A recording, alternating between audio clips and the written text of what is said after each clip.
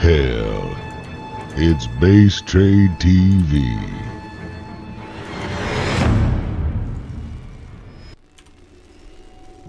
Alright, Merry-Go-Round is a map with very limited airspace, but it's also one of the first 3-player spawn maps we've seen in a long time as far as the ladder is concerned. It's worth noting the ZOTAC Cup uses the Season 2 of the WCS 2014 map pool, which is actually not currently live, but is available.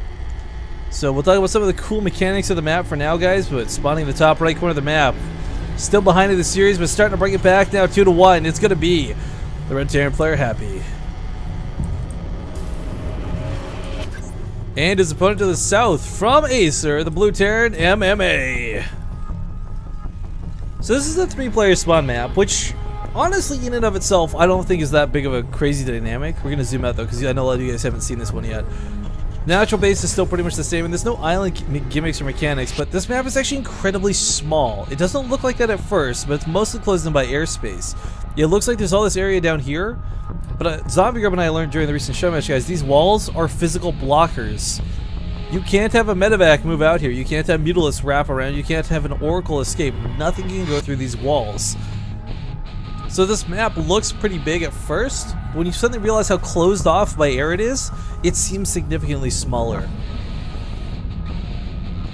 Now we got some weird base locations, of course, but the question always remains, and this is the same on every map, you've got a secure natural, you've got a third that's always close by, but it's always an optional one you can swap out with a fourth. The problem is on this map though, you never know which ones you want to take, and honestly these middle bases wouldn't be too bad either. Which I would love to have someone spawn in the middle bases, total free-for-all mode. It should be really cool if you could do like a 6-player free-for-all and like 1, 2, 3, 4, 5, 6-player spawns. Well, anyways, that is beside the point. Again, I'm trying to keep it together here towards the end, guys, but I'm pretty much going insane. And that's okay, because I got 2 really talented players to cast, and I really love watching both MMA and Happy. Now, there's been some people who have been kind of negative Nancy's in chat and whatever, but Happy's not a bad player. MMA is just a little bit better, is the way this has been pretty much going so far. Now, in regards to how the match itself is going to play out, I mean, Happy kind of saw that he could get a little bit more done without going for that command center first, without going for that earlier, oh, I shouldn't say command center first, without reaching for the earlier command center, by going for the Banshees faster, by going for the Hellions faster. These were all things that seemed to pay out a little bit better for him. But he's not doing that! The one game he won! He says, alright, good, now I can go back to my old build, my old methods. Gotta be honest, it's really hard to critique a player like Happy, and I don't like what he's doing here. But this is specifically only because MMA has been able to get past him every other time. This build, objectively, in and of itself, is great economically. You get ahead early on enough without sacrificing your barracks timings by going for a CC first, that way you don't die to Reapers outright. But we already have a Hellion coming across the map with a couple of Marines searching for this base. There is a bunker down, sure, but this Hellion can run right past it. Especially if there's a Marine to eat the fire, which looks like it might just do. Don't go up there, man. Oh, he dies. First blood. So sad. Corpse dies. He loses all of his blood. The corpse just goes flying out afterwards. Alright, well, back at home. We do see Happy getting the second gas down, but MMA's already on his way to Cloak. When his Banshee moves out, Happy's gonna have turrets down. And what I like about Happy actually is the second turret specifically. This is more of like an intercept one, but also will cover his production if he needs to move it around. Turret coming up in the natural base as well, so MMA is gonna be deterred from doing much early on. But the nice thing about Banshees is they're going to be effective for the rest of the game no matter what.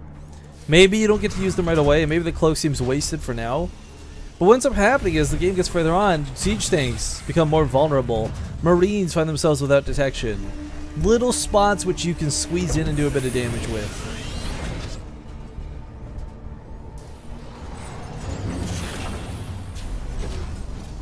But, yeah, Happy going for the Viking first. He's playing super defensive this game, and who can blame him? Again, even though he just won that game, guys, he's still one lose away from total defeat and getting knocked out of the cup and only coming second place, where, again, no prize pool in the ZOTAC Cup. But Banshee actually finds a spot just barely out of range of the turret. I'm wondering if these guys know about the physical blockers. I don't think MMA does. I don't think MMA does. So forced to eat a couple extra hits there where he would have otherwise just gone straight up and out of range of the Viking. And the Banshee will actually go down.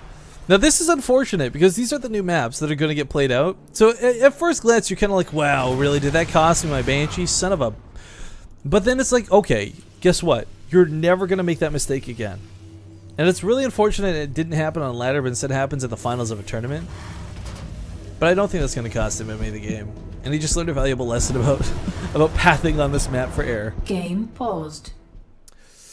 Happy asking for a small pause though. I'm just going to take a big stretch while this happens. I'm sorry guys. I know it sounds like I'm complaining, and I'm not. I'm really not. I'm trying to stay awake through the end of this. This was a lot more difficult than I thought it would be. Alright, go. Game resumed. Alright. This Banshee is not going to get a lot done. MMA is going to have to sacrifice this or get the hell out of there. Hopefully he can get the hell out of there. That Viking stutter step out of Happy though. Yeah, really. One more volley might just do it, and he cleans it.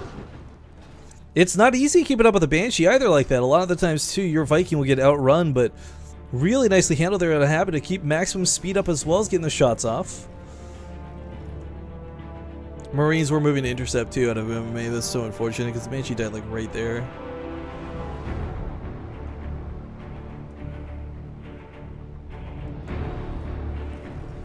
Epic music playing in the background. Woo! Hi. No third CC yet, but that's okay. Working on his production, which is honestly a bigger deal at the moment. Still gonna stick with that bio play and not look to play mech versus MMA. Not gonna shake it up, not in the last game. Or, well, not potentially the last game, especially, but it is worth noting if Happy does win this, guys, we go to the final matchup, which will be 2-2, and beyond that, there's no more. This best of 5 is it for the ZOTAC Cup here on Sunday, and whether it ends now or the next game, I'm actually kind of excited, because part of me like wants this to end so I can sleep, but more importantly than that, I want to see Happy turn this around. Get a full comeback, go 2-2, and then maybe not 3-2 MMA, but at least take it to that ace match. And I believe the last map too, I'll have to go back and look. I can't look at it right now or in game. I think they said Overgrowth would be map number 5 if it went to that. So you will see another new map if that's the case. But, ooh, hold up. I don't know how I glanced over this. I kind of brushed it off like it was nothing. But MMA is also playing bio this game. Not going mech himself. He's got a lot of Marines, a lot of tanks, stim packs on the way. And this is, I wouldn't call this a mind game necessarily, but for Happy it's going to mess with him. Because it's like, oh, okay, I've been playing against Innovation, he's been going mech every game. If he's talked to any of his opponents throughout the day, like Marine Lord says, like, you know, give me some tips, what can I do versus MMA? Marine Lord will be like, okay, well, he plays mech, do this, do that. Not that that's what happened, of course, but I'm just saying, with his reputation today of being mech, and nothing but mech, this, I think, is going to catch Happy a little bit off guard, a little bit surprised. Now, this isn't like a Zerg tech swap, right? Like, this isn't like all of a sudden MMA is going Ultralisks instead of Mutalisks, no. But it's still an interesting dynamic to see the change. And now Happy, who's not had to worry about drops really at all throughout this entire series, suddenly has that as a big threat. He's going to have medevacs he needs to break. He's going to have tanks that are much better covered and air that will not simply win him the game. But as Sim finishes, this looks to be the timing at which MMA wants to try and hit. That's totally fine. But Happy's positioned so perfectly. Look at this. He's got Viking spread over here with turrets. No drops happening on the right side of the base. He's got tanks pre-positioned here, tanks pre-positioned here. There is simply no way for MMA to get into Happy's base unless Happy moves out and makes a big mistake.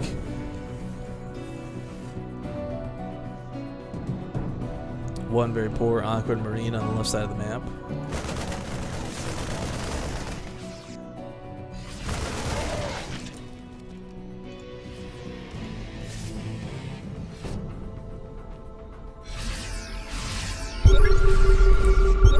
Gonna keep following the tanks for the moment because this is where the action will come down. So just gotta tab out and deal with something real quick, guys. Sorry.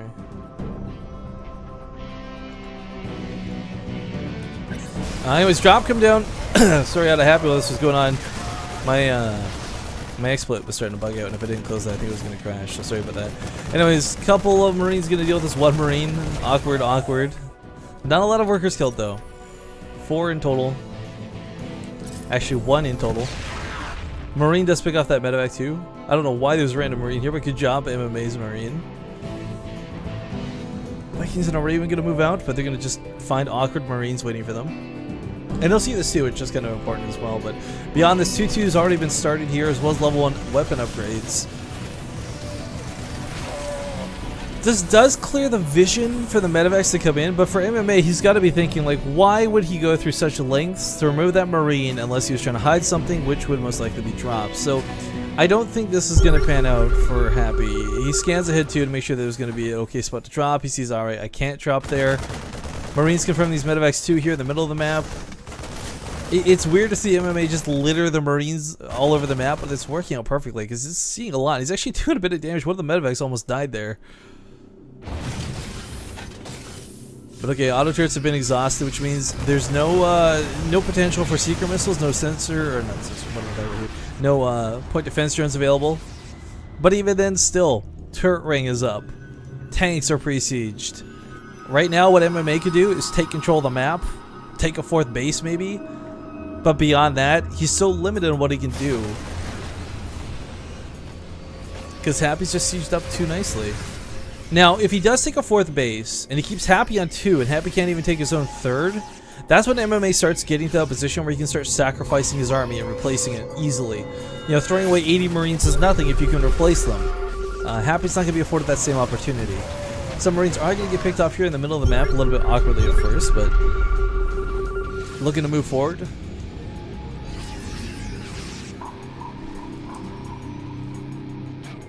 We got so many medevacs looking to drop here on the left side of the map. And Innovators, getting the wrong Acer players. MMA, sorry, like I said, guys, my brain is done at this point. MMA is not going to see this coming. He gets a nice siege here at the bottom part of this, but Happy's got so much of his army across the map. If MMA can force a head-on engagement, MMA can certainly win through numbers alone, but he can't force a head-on engagement. The siege tanks are sieged up, and Happy's going to play defensively and turtle at home. Trying to sneak outside of the range of the sensor tower, perhaps also now learning about the restrictions of this map, and that those are physical blockers. Oh god, I think he's still going to slide by. He's barely going to slide by. Happy now revealing his army. Says, alright, you're probably raiding the main, I'll drop at the 3rd, but actually, guess what? MMA is ready at the 3rd. Picks off one of the tanks as soon as it lands. He's target firing, guys, making sure that nothing can siege up here. Good game's gonna be gone, and MMA will take the end 3-1 in the ZOTAC Cup. Congratulations to him. Good games, well played all around today. We followed a lot of MMA, and I'm glad we did, because he had some really fantastic games. But that's gonna wrap it up for the ZOTAC Cup. I will not be doing subscriber shoutouts today. Too tired and too exhausted. I love you guys, and you know I normally do them anyways. But thanks again to Wuchi Goldfish for that donation, man, as well as the man from Israel whose name I cannot pronounce. I'm sorry, I would just go to it. Actually, here, let me try again. I'll open this up. I don't want to be disrespectful. Alright, thank you to Kobe, Ayakobi, if I'm saying that name wrong, again, I'm sorry, for the $2 donation to the Show Match Fundraising, but a super duper fucking extra special thank you to Wuji Goldfish. It sounds silly, guys, for me to praise you this so much, but $10 is like twice as much as I'll probably make from ad revenue today, so thank you so much, man. It's really, really generous of you. I really do appreciate that. Help ease my way to Anaheim as well. So, with that, we're done with the broadcast. Big